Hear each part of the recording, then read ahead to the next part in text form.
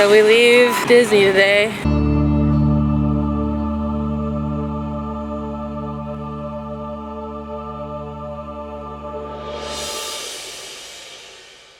Mom and I are at Animal Kingdom doing a couple more things before we leave. Dad stayed back because his flight is not until much later, so he can stay in the room until he checks out at 11. Tired. And I'm giving up. I have a cold. It's just what it is. Sorry. That's fine. Anyway, I was up half the night blowing my nose and unable to sleep. So that's fun. All right, we're gonna check into Animal Kingdom now.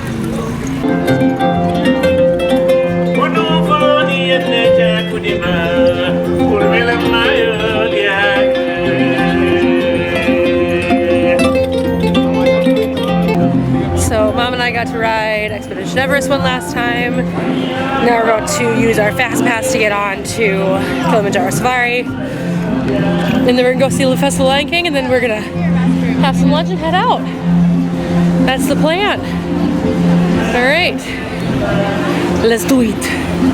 But you can see it's got a, if you notice with the okapi, you can see they have stripes on their hindquarters. So it looks like it's related to the zebra, but by its skeletal structure, we can actually see they're related to the giraffe. It's very similar, especially you look at their head. It almost looks like the exact same as a giraffe's. Watering holes such as this usually give us a chance to see some of our rare species like the black rhino. But because of poaching efforts as high as they are, sadly, it's harder and harder to find them out in the wild. There is less than 5,000 black rhinos in existence. That's counting zoos and in the wild. It's not a lot. Up to the right, first animal, the large Chinese animal laying down amongst the brush right there. That's going to be a greater kudu, one of the second tallest antelope in Africa. Female greater kudu because she doesn't have any horns. The rust-colored animals up on the right are bongos. Bongos are sometimes called ghosts of the forest. Disappear in the back brush quickly and quietly. Both male and female bongos have horns, and you can see how the horns are slicked back. Helps them run through the jungle without getting caught. There is a black rhino up to the left laying down right of the rock wall there. I'll do a slow roll so we all can get a view of it.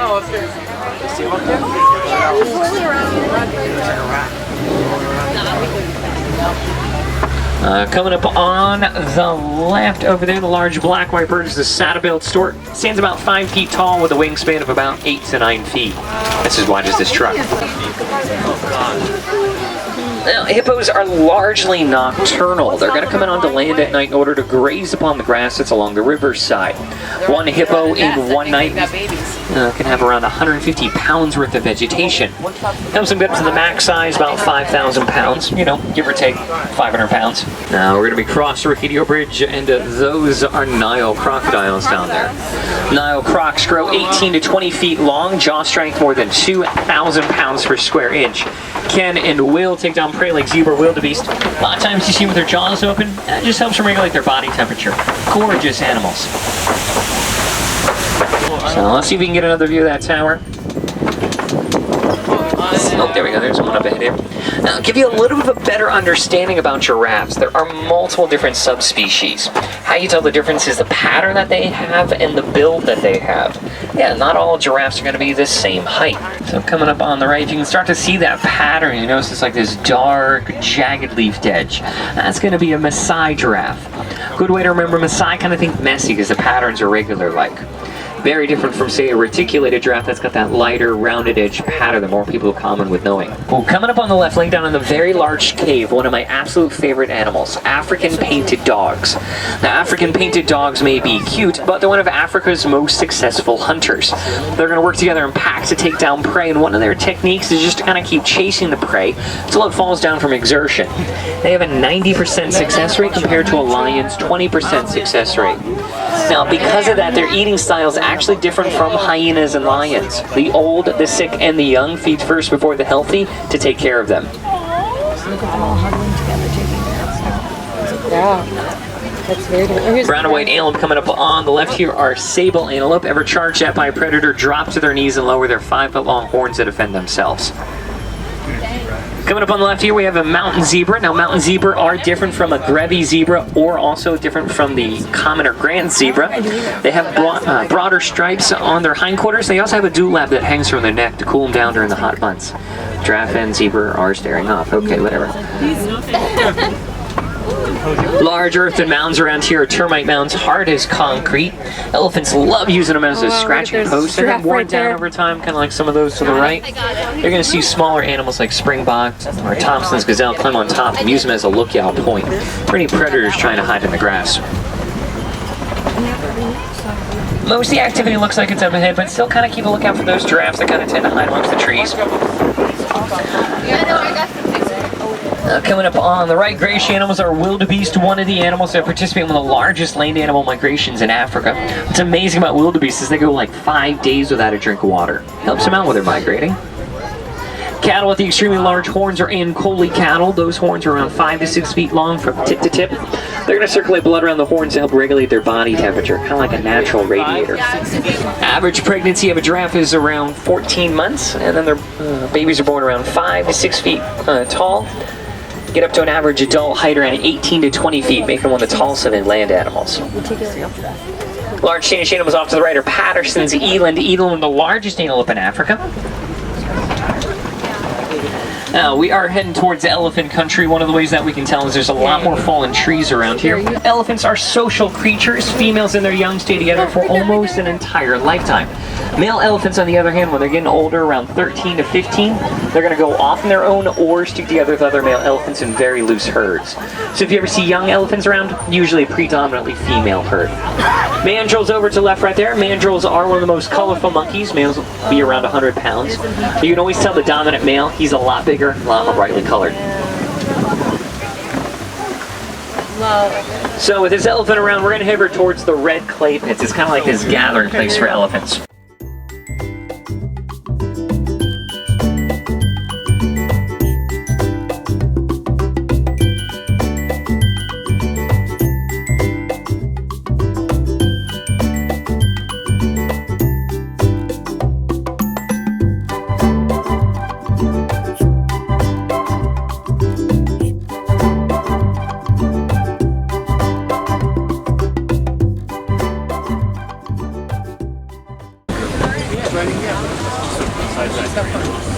A lot of times you see elephants throwing dust, mud, or dirt on their back. Well, they've got sensitive skin, just like us. Just trying to protect themselves from the hot sun like a natural sunblock. Oh, look at that shot. Perfect. When a flamingo is hatched, it is all gray, and then as it gets older, the gray feathers will turn pink. It takes about 1 to 2 years for that to start happening. Thank you. Oh, there's one. I know you do. There's one standing on one. They stink, but I love them. They have. As beautiful animals as rhinos are, they are still being heavily poached for the horns highly valued on the black market. If you look at their horns, you'll see they're different. They're made of compacted hair or keratin, the exact same thing as their fingernails and hair. Absolutely no medicinal value whatsoever in a rhino's horn. You can see they're just gentle giants. It breaks all of the misconceptions that are thought about them.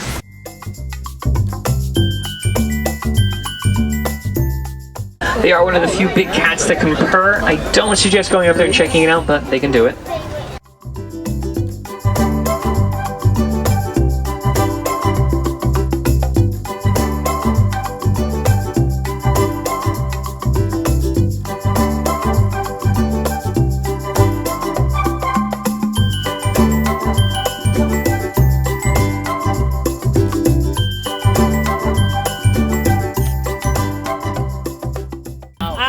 Don't worry about the eggs though, they're incredibly strong. A human adult male could stand on an ostrich egg and it wouldn't break. So I can switch to my phone camera now. Our whitish antelope coming up on the right here. This is a scimitar horned oryx. Gets its name from how its horns look like a scimitar sword. Horns curved back about 36 inches long. Buddy. This animal is built for the desert. They can go about 9 months without a drop of water, and they do that by conserving as much water as possible. They're not going to break a sweat till their body temperature is about 115 degrees Fahrenheit. Now with this gate here means we're making our way back to the warden station we'll be dropping you off at.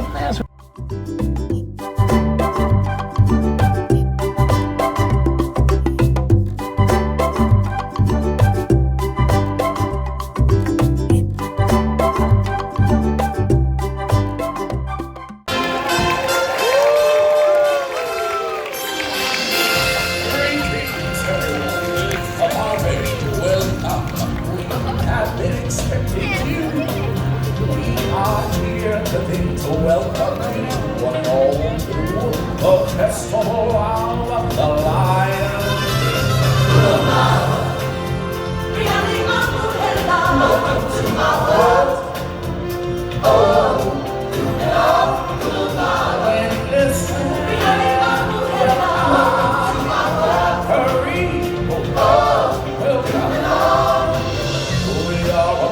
Singers who travel with Simba and his friends throughout the land in this tribal celebration. Time for introductions. My name is Kiume. I am the leader of this group. Kiume is Swahili for masculine and strong. What do you think? And next we have MacLeod, which is Swahili for good looking. and he is Kabibi, Which means impatient. It means princess, and finally we have Swati. which is Swahili for the gift. The gift. The gift. And if you want to stay good looking, you best back off the attitude, mister.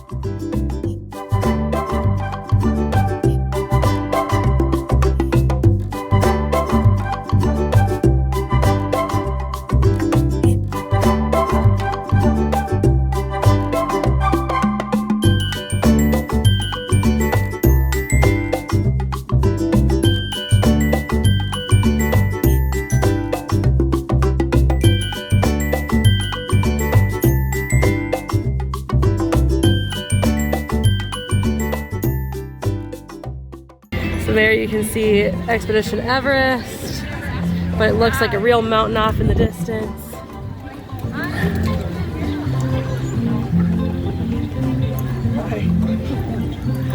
So we got out of Festival of Lion King. Now we're gonna eat some food and head back to the resort to get on the bus to go home. The Tragical Express. Instead of the Magical Express, it's now the Tragical Express because we're going home. But I think we're all three of us are pretty ready at this point. I mean, it's been a fantastic, you know, vacation, but at the same time, like we're at that point of the vacation where it's like, you know, The rest. yeah, yeah. Now we get the next 2 days to do that, and I can get over whatever this is. So, all right, we're gonna go find that pizza safari place now. I think it's right up here.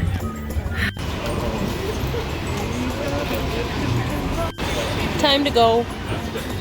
Yeah, sadly.